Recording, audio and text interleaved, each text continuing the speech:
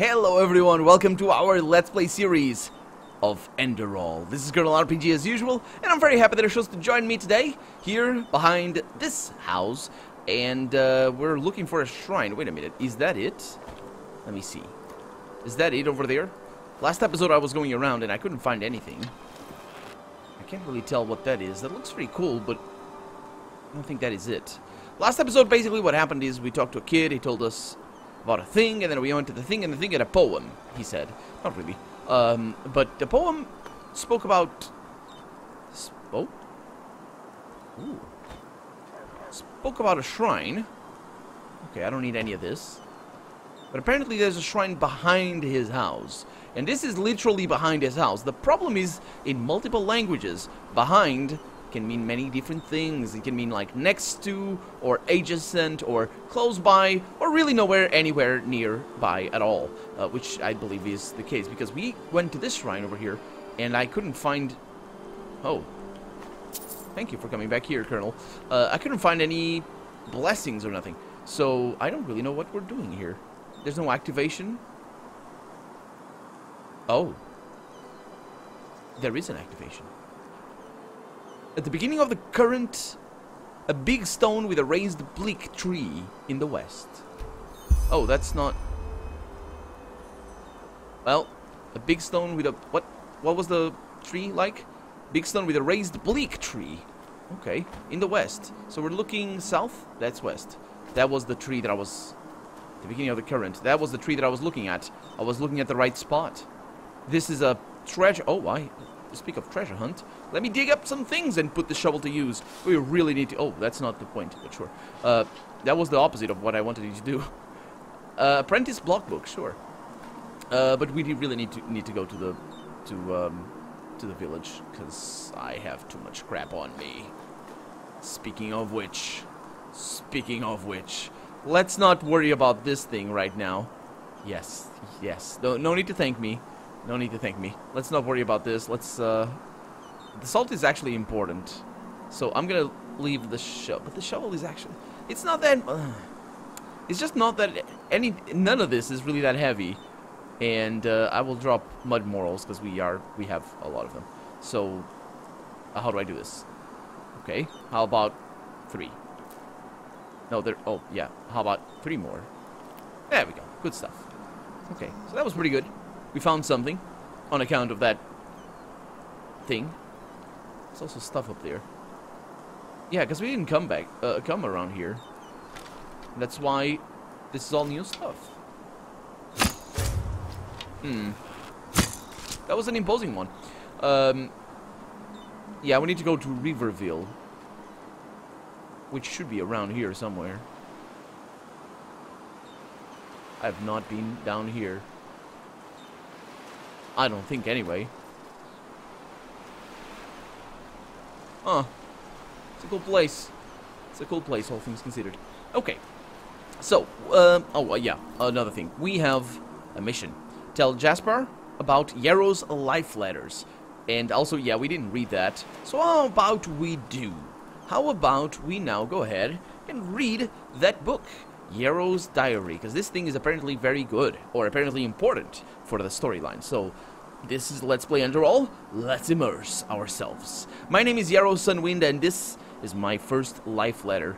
Last night, Sira and I had a lengthy talk about our plans for the future. At one point, Sira noticed that a lot of visionaries tend to become cynical, the reason being they lose sight of their goals. These documentations shall record my aspirations in moments of weakness. I want to read these to remind myself of what is dear to me.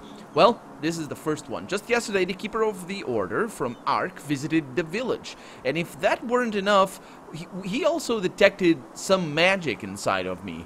Is that even possible? Me, an Arcanist? It's difficult to express my feelings with words. I feel like all my hard work is finally paying off. Interestingly, this arouses a peculiar, somewhat morbid thought. Maybe it is in some sad way even good that my mother passed away. Why? Because it opened my eyes. Now I don't feel anything other than a lack of understanding, and yes, even anger towards the simpletons of the village, both the children and adults. They after day, it is always the same. They get up, work, and let themselves be amused by the bards in the evening. Can't they... Man, these guys are rich people in the village. Can't they see what's happening with the world? Everything they pass on, should it really be just a brief inscription on a stone? Syria is different. She understands me. She shares my dream.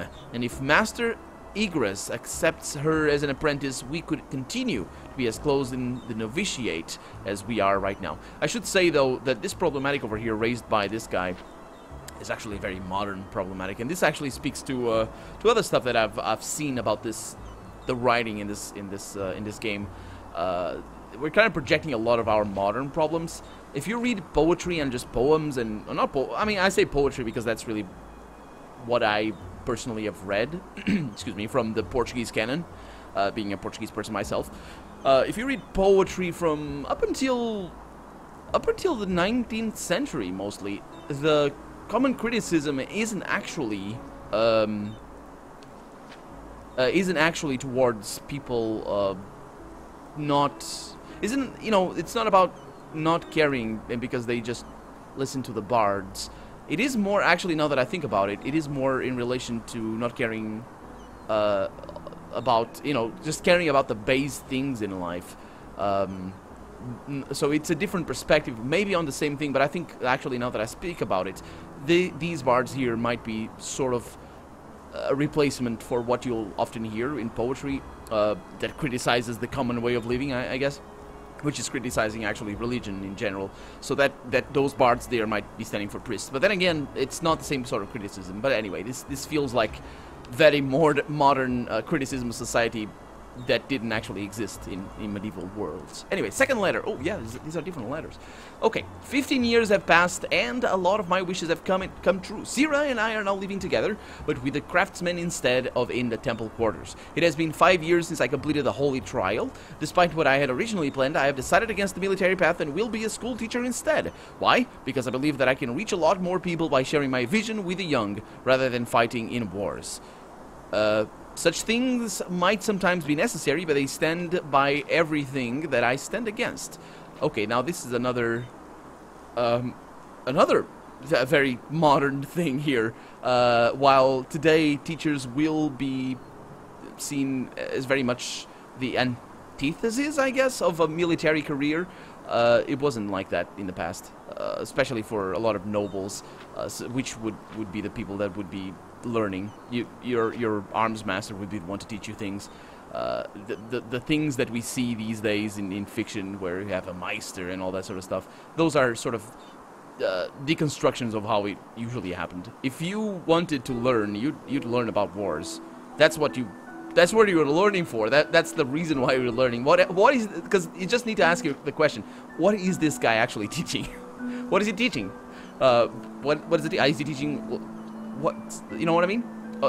If you were to learn another thing, you would join a monastery. In sometimes you would also join the war because you joined the monastery. But this dichotomy is also modern. But moving on. I'm not criticizing, by the way. I'm just sharing a perspective.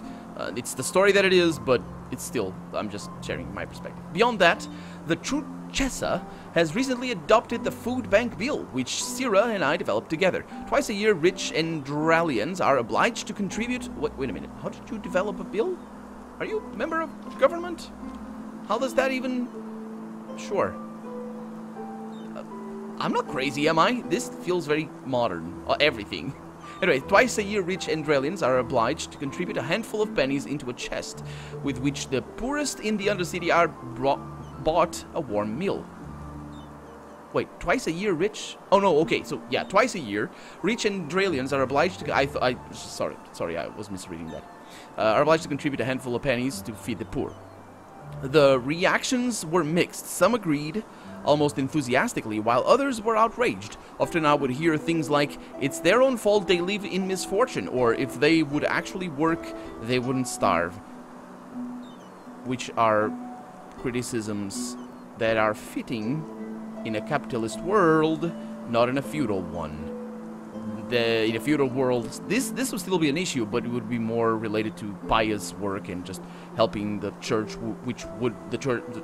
I say the church in the Christian world, but generally speaking, religion and would also be very related to this sort of pious work, this sort of helping the poor work in feudal worlds. Even, and I'm not talking just Christianity itself. Multiple religions would do this in the past, and today as well, of course. But, you know, as a sort of system, the system would be like that. So, again, it's like we're living in a modern world where people criticize the things because they're living in a capitalist society. Anyway, such people make me nervous. What cursed ignorance this is. Of course, it's easy for them to... Yeah, tell me why it's... I'm not saying that it's not. It's just that it's a good opportunity for him to present the counter-argument to there, because there are counter-arguments to that. Does he? Of course, it's easy for them to see the sky from the top of their ivory towers, but they will never understand the plight of the poor. No counter-argument. Missed opportunity. Anyway, despite how angry this letter might seem, I'm quite content overall. I am starting to feel as if I have a purpose, that I'm moving in the right direction. Apparently all those years of teaching didn't do much. And my happiness is due in no small part to the woman who has always stayed by my side throughout all these years. Ah, a man of the family. Look at that. Awesome. It's strange. I realized that might have sounded a little bit sarcastic. It wasn't meant to. But anyway, it's strange. I know you will probably never read these pages. Well, thank you very much to those who told me to read them. I'm enjoying them, actually. I hope you're enjoying them as well, with all my comments anyway. Just as I might never see one of your letters, but still I have the feeling as I'm writing these words that I'm talking to you through the ink. With that in mind, I love you, Sira. Wait a minute. Are you writing these letters to your... Oh, I see. These letters are for him. But he feels like he's talking to his wife. That's cool. Oh, third letter starts off with a somber tone. Sira is dead, killed by a group of scoundrels as she delivered food for the food bank in the Undercity. How quickly these words have been written down. But how can I express this anguish, this emptiness, even remotely? It sounds so absurd. I'm talking to a piece of paper because no one else wants to listen to me. No, you just need to put it up on YouTube, dude. Nor could they even remotely understand what this means to me. Sira always told me that these letters would give me strength, but they don't. These lines appear unfamiliar to me. Everything feels wrong. I feel wrong as I get up in the morning. I feel wrong when the sun hides behind the cloudy sky at noon. And I feel wrong as I lie alone in this big bed in the evening. Malthus judges suicide to be a sin, since every one of us has a purpose in life to fulfill. But could this really be my purpose? I might have 30 winters left at most. Man, this guy is young. Depending on whether or not an illness snatches me away, and behind me I can see nothing but failed dreams. Our damned food bank has led to downright wars at the banquets of the Undercity, the rich trying to weasel their way out of making payments as much as they can, and in front of me I can see nothing but fog. That seems most fitting. So tell me, Malthus, is this really... Yeah, Malthus being... We'll learn that. Is that the god? I think it is. Is this really my path? Is this my purpose? To be a failure whose fate it is to die alone? My thoughts are chaotic and I'm tired. I don't want to keep writing. That's interesting. This is another opportunity over here to add a little bit of character, not contrition, but character conflict. Because what he's saying is that the people, well, I assume anyway, the group of scoundrels over here would be the people that would be actually receiving... you know, poor people in general, the people that would be benefiting from the food bill or food, what did he call it? The food thingy? Food bank, that's the one. That would be benefiting from that, so it would cause some sort of conflict in the character, which would be interesting to see. Like the very same people that I was trying to help, or we were trying to help, are the people that kill me, because that would actually be, you know, what he's saying right there, at the right page, or the page to the right there, the downright wars at the banquets of the Undercity. That's... Banquets is a weird word to use, but I'm sure it's not a problem. But that is actually a thing. Unfortunately, in historical contexts, I mean, where... What is that? Oh, it's a bunny! Hello, bunny. Are you alright? I want to murder you. Because I want experience. I'm being assaulted by a fly, unfortunately, in real life. Anyway, I'm not gonna... The fly wanted to protect the bunny. Anyway, let's go back to, or let's look for the city, because that's, well, actually we just need to look for our quest marker, because that's where we're going. We're going to talk, actually, let me see. Tell Jasper about the life letters, yeah. So after I encountered 2 apothecary last night, I saw some sort of vision. The premonition. Okay, in Jasper, and that's basically the main quest. Yeah, let's do this. Hey, little guy. Do you say things? Yeah, I went there, but there was only another poem. Oh, I can figure this out by myself. Come on. But anyway, the poem read, at the beginning of the current, a big stone with a raised bleak tree in the west. Oh my, this is getting really confusing.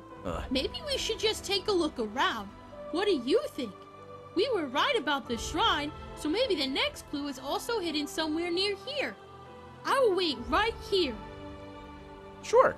I thought he was going to say, we were right about the shrine. Maybe I'm going to be right about this too. It's over there. It's the tree that I see every time I wake up. And every day of my life I've seen that tree. But I've never bothered going up there. I really hope that it's something secret up there. Because that would be the worst way. Oh, look at that. To arc.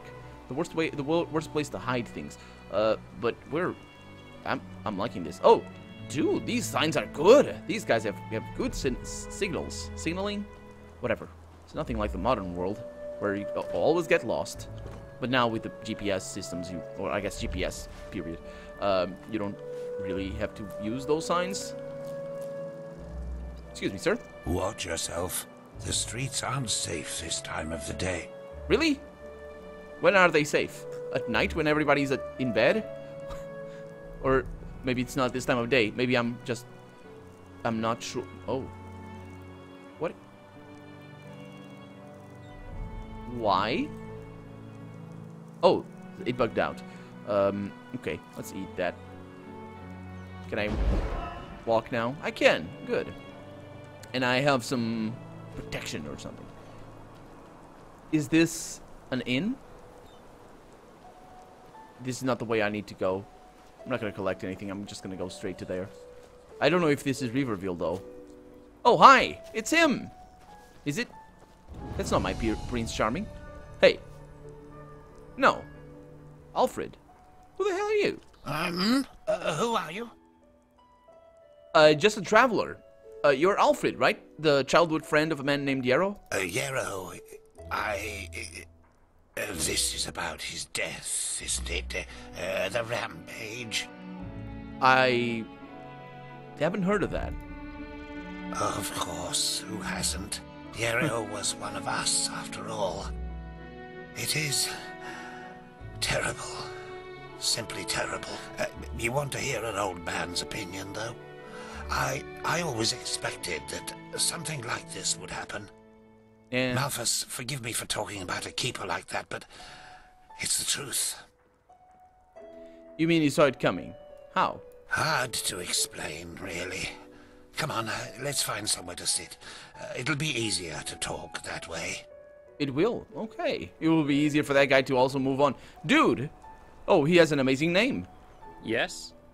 Is there any news? News? Where have you been these past moons? The whole city's talking about nothing else but the Mad Magister. Oh. 30 dead novices. Oh, boy.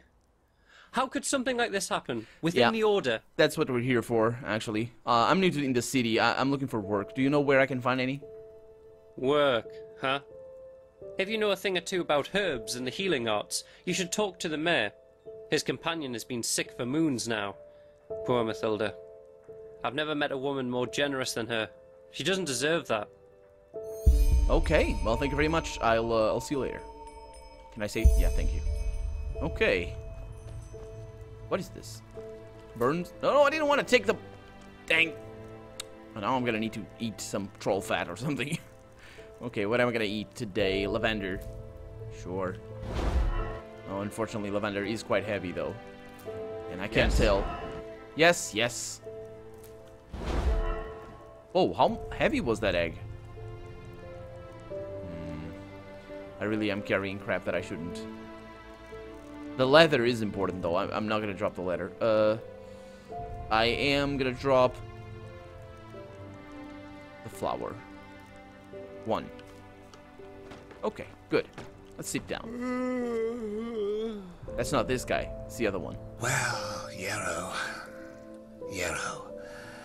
That's quite a subject, you know.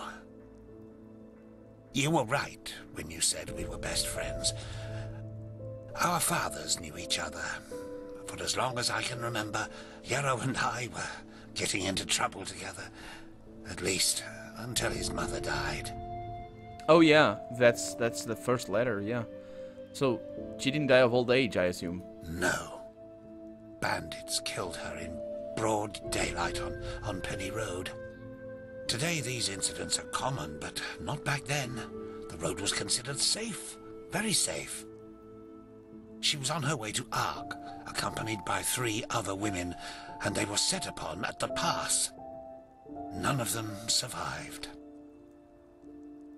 Yarrow was shattered. I think the worst part was how his father went downhill after his wife's death. The fishery decayed, and the poor guy filled his days with boozing and sleeping. It changed Yarrow forever. How? Well, that's a good question. On the one hand, he became a man, despite his tender age. On the other hand, something inside him woke up, so to speak. A desire to make more of his life. Old Mother Jenica noticed it and took him under her wing. He learned how to read and write, and soon he knew all the holy verses by heart. When he didn't have to help his drunken father, he helped in the village as much as he could. Wait a minute. Why did he help his drunken father? What did his drunken father need? He was drunk.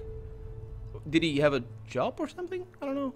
Anyway, he transformed his grief into productivity. Sounds like a rather positive development. Indeed, that's one way to look at it. It wasn't long before he was the jewel of the village, the striving young fisherman destined for great things, even though he was only on the path of a manufacturer. I think. And then the inevitable happened. A keeper of the order came to Riverville to see the prodigy with his own eyes. And behold, in addition to Yarrow's ingenuity, he also had a slumbering magical talent. The keeper took him away, and a few months later, he started his novitiate. Since then, I've only seen him once or twice, as he rarely visited Riverville. I don't think he ever noticed how much that hurt me. Wait a minute, he's still alive? What do you mean you've ever seen him? He's talking like he's still alive. Yeah, but I understand now what his father needed help with. If he was drunk, he probably wouldn't be able to fish and do things. Is that uncommon for people on the manufacturer's path to, get a chance to become a keeper? If one of the manufacturers makes it to Sergeant of the Guard, it's reason enough for a bard song. He must have been the first novice in centuries who was not of the sublime path. So yes, sir, it is uncommon. More than that. So, what do you mean by I always suspected that something like this would happen? Oh, it's hard to explain. I believe it was the way he was talking about his grand plans. How he wanted to make the world a better place, to become the greatest keeper since Lorem Waterblade. Underneath all this there was an anger. An anger mixed with deep grief and disappointment. I don't think he was aware of it because he drew all his strength from that anger. The strength to do all this, to learn and to work day and night, but it frightened me like the Blue Death. It slumbers inside the pathless mage who believes he can master magic without the Order's help. At first, it grants power, but then, one day, it bursts out in an unholy wave of destruction, turning him into one of the monsters in the old songs.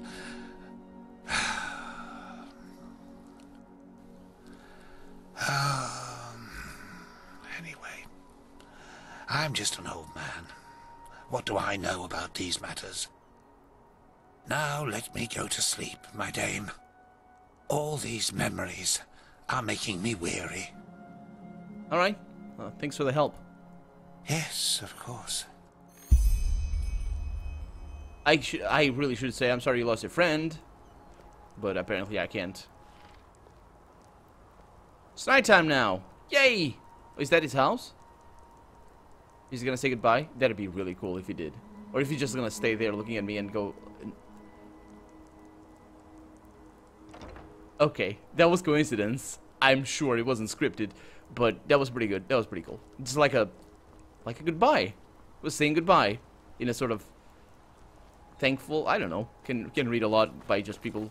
You can read what you want into people's looking at you. Okay, so we are in Riverville, which is great. Hey, hi. Hello. Oh, she's the lady that says hello. Hello, sir. You're the... Many names. Okay, I have no idea where any tavern is. I think I'll be able to... Oh, wait a minute. What?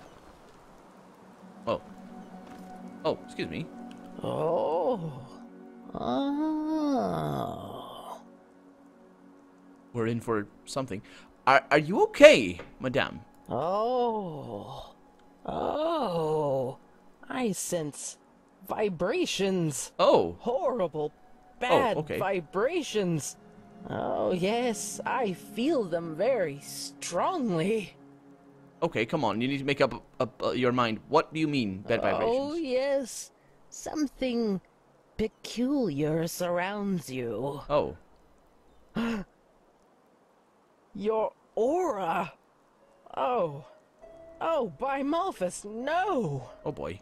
What about it? It is indigo blue. It's the best the color. color of the dying. Apart from orange. It must be a magical anomaly, but still, that doesn't bode well. A magical anomaly. You're lucky. The stars are on your side.